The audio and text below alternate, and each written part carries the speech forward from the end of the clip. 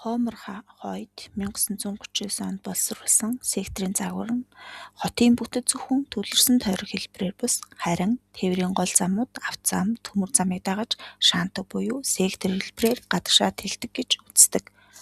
Хойд хотыг 5 үндсэн хэсэгт хувааж тэдгээрийг тээврийн коридоруудыг дагаж хөгждгийг харуулсан. 1. Төв бизнесийн дүүрэг хотын цөм бүх секторуудын эхлэлцийг.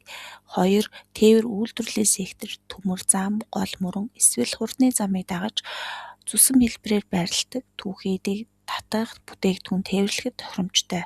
3.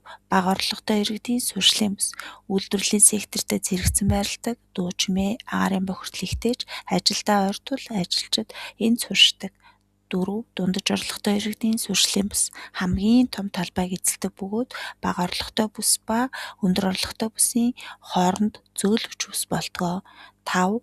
Өндөр орлоготой иргэдийн суурьшлын бүс үйлдвэрүүдээс хамгийн хол байгалийн үзмж сайтай, дэд бүтц сайн хөгжсөн, гол замын дагуу төвөөсөө гадагш тэлдэг.